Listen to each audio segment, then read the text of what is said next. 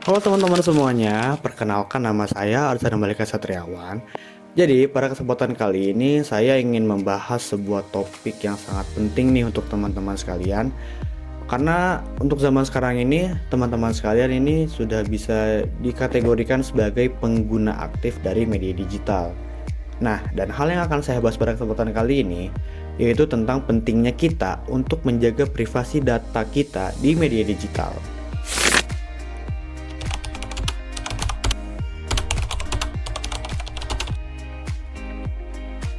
Oke, untuk pertama-tama nih, teman-teman sekalian ini perlu memahami dulu kenapa sih kita itu harus menjaga data diri kita yang berada di media digital.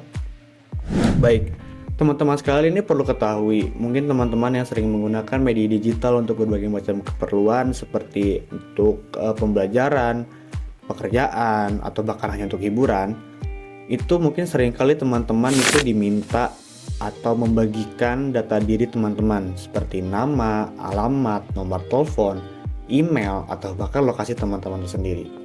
Nah, dari tindakan-tindakan teman-teman tadi, itu sebenarnya tuh memiliki resiko yang sangat besar.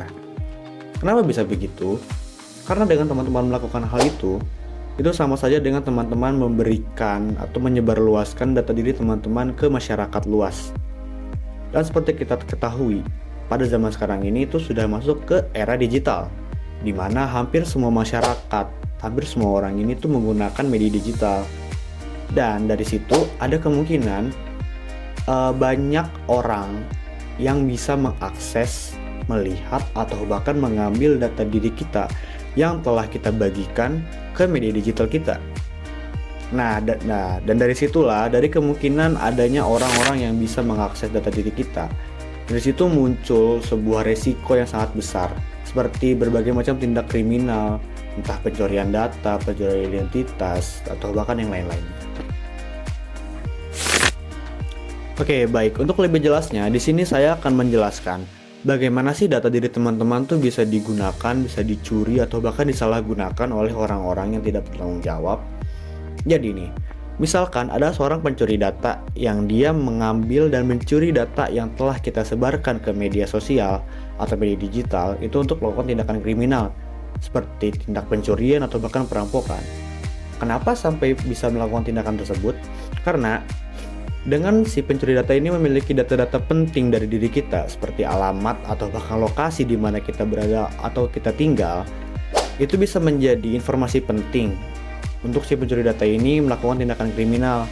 Seperti dia bisa melacak kita berada di mana, dia bisa melacak kita tinggal di mana, dia bisa mengetahui kita seperti apa aktivitasnya, jam berapa kita ada di rumah, jam berapa kita keluar rumah. Itu kan menjadi salah satu informasi penting untuk oknum-oknum yang tidak bertanggung jawab dalam melakukan berbagai macam tindakan kejahatan seperti yang sudah disebutkan tadi, entah pencurian atau bahkan perampokan.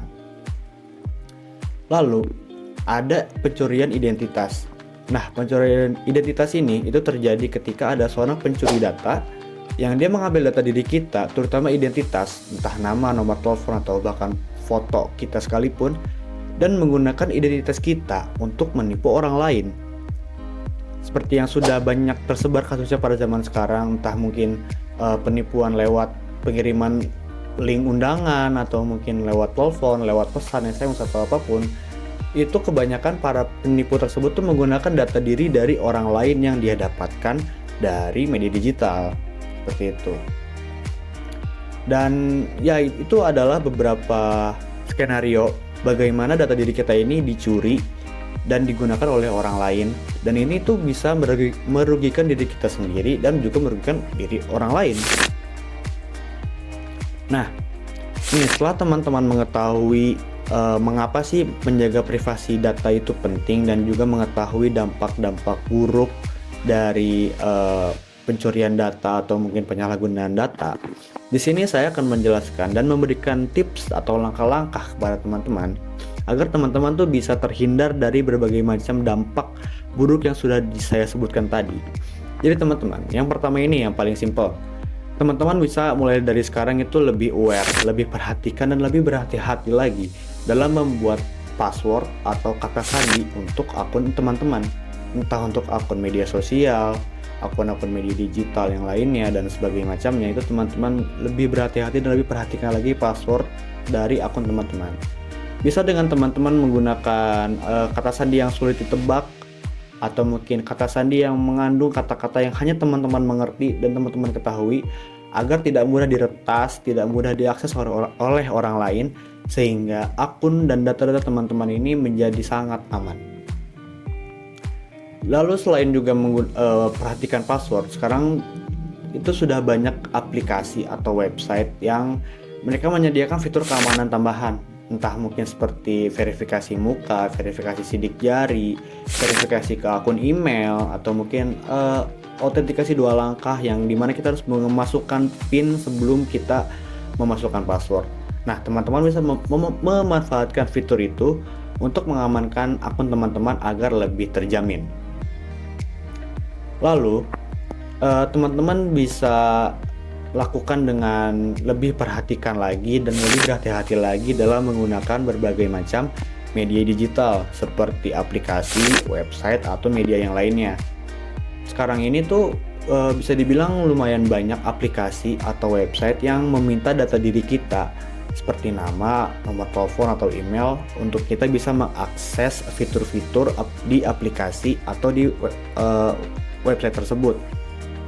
Nah nih, bagi teman-teman yang sering menggunakan aplikasi atau website untuk berbagai macam keperluan seperti untuk belajar, pekerjaan, atau bahkan untuk hanya hiburan, teman-teman nih bisa lebih perhatikan lagi nih website atau aplikasi yang teman-teman gunakan ini tuh apakah sudah lumayan menjamin keamanan data, apakah sudah lumayan terpercaya atau semacamnya.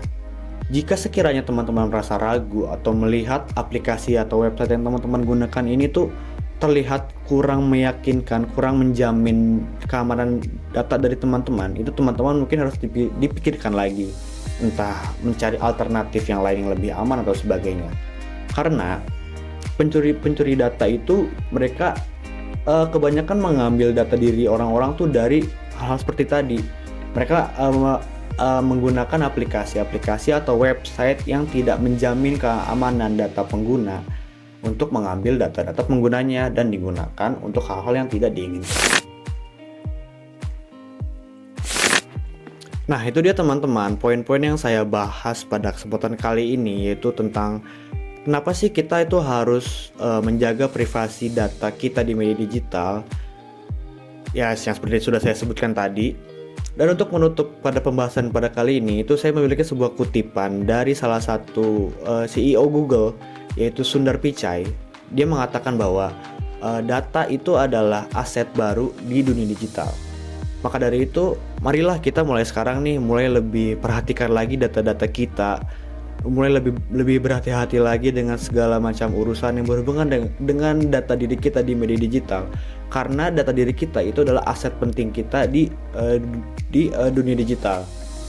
Oke, maka dari itu teman-teman, saya harap teman-teman ini bisa mengaplikasikan dan menerapkan apa saja yang sudah saya sarankan tadi dan memahami apa yang saya jelaskan tadi.